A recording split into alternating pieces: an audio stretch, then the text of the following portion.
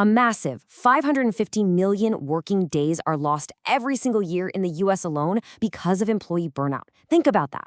And according to the American Psychological Association, 91% of people find their jobs so increasingly stressful that it actually leads to lower quality results. So we aren't just hurting ourselves, the very work we're trying so hard to get done is suffering too.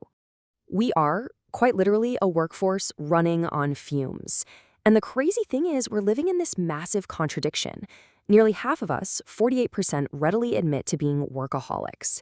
At the exact same time, 53% of us actively recognize that we desperately need work-life balance for our well-being.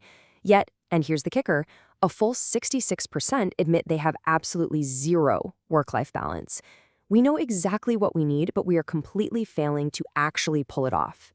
So what does this all mean? How do we actually escape this cycle? How do we find real professional happiness when the odds just seem completely stacked against us? The traditional advice is usually just, work less. But the data actually points us in a completely different, much more effective direction. Let's dive into Section 1, the workplace trust formula and building that foundation. The real answer to beating burnout lies not just in managing our hours, but in how we connect with others. This brings us to a fascinating concept from Brandon Smith, who is known as the workplace therapist. He argues that our workplace relationships are directly tied to our happiness at work. Now, I absolutely love the math on this one.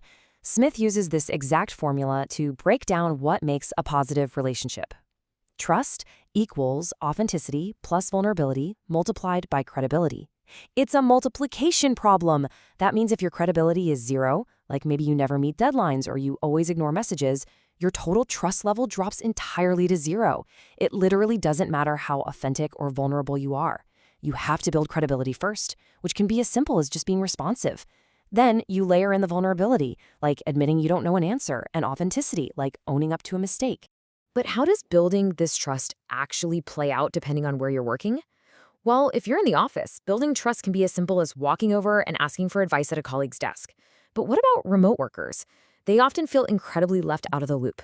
So if you were the one in the office, sharing relevant updates, like, say, a change in a report release date, with those distant peers builds immense trust and credibility. And if you're the remote worker, reaching out for virtual coffee dates is a fantastic way to establish that vital authenticity from afar. All right, Section 2, the science of gratitude, and elevating that trust.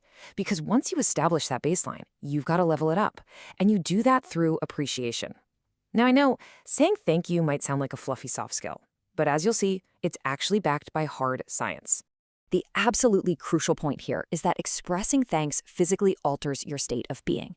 Studies by Robert Emmons and others show that practicing gratitude leads to a stronger immune system, lower blood pressure, and significantly more joy. And most importantly for what we're talking about today, it leads to less loneliness and isolation. Expressing thanks literally combats that workplace burnout and isolation we saw in our opening stats.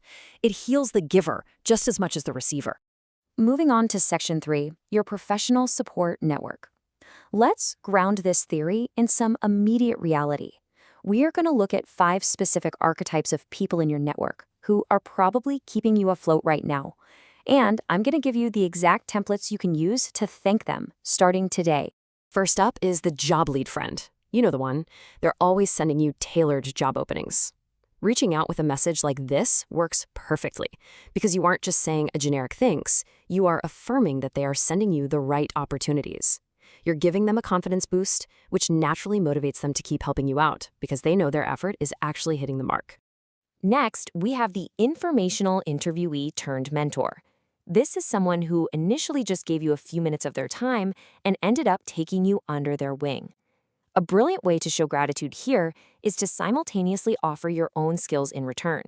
Even if they don't explicitly need your help, offering your network or your time balances the relationship and builds that trust formula we just talked about. And of course, we absolutely can't forget the biggest family member.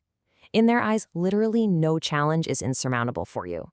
Keeping your note to them warm and appreciative strengthens those deep familial bonds that really sustain us during our toughest professional challenges. Let them know specifically how much their belief in you impacts your actual well-being and your daily confidence. What about the saved the day colleague? The one who pulls up a chair to help you out of a jam when they could have easily just walked right by? This template is absolute gold for them. It acknowledges their teamwork and, crucially, it opens the door for future collaboration. It shows you want to understand their perspective and helps build a highly supportive interdepartmental relationship. Finally, we have the just lets me vent friend. We all need one, right? Thanking them specifically for not offering unsolicited advice or jumping into brainstorming mode is deeply validating. It shows you recognize exactly the kind of emotional labor they provided. Plus, letting them know you now feel ready to tackle the issue head-on shows them their time made a real, tangible difference in your mindset. All right, bringing it all together in Section 4, Achieving Professional Intimacy. This is the end goal. By utilizing that trust formula and deploying this kind of strategic gratitude, we reach what Brandon Smith calls professional intimacy. It basically means getting to know each other beyond the surface, feeling genuinely supported while still keeping things entirely professional. You can start building this literally today by following 3 simple steps. The pathway to intimacy is always asking questions. Step 1, ask a non-prying question. Something as simple as, "How was your weekend?" is perfect. Step 2, and honestly, this is the hardest part for a lot of us, genuinely listen to the answer. Don't just wait for your turn to speak. And step 3, share something about yourself. This creates a real two-way interaction that respects personal boundaries but actively dissolves that workplace loneliness. This quote from former First Lady Michelle Obama really hits the nail on the head. She reminds us that prioritizing your well-being and intentionally building your support network is the ultimate antidote to the burnout epidemic we started this explainer with. You have to start putting your own happiness and your own professional relationships higher up on your priority list. So take a mental note or even grab a screenshot of those templates we went over. Start putting yourself on your own to-do list by fostering the relationships that actually bring you joy and support at work. And I'm going to leave you with this one vital, provocative question to act on right now. Based on the archetypes we just covered,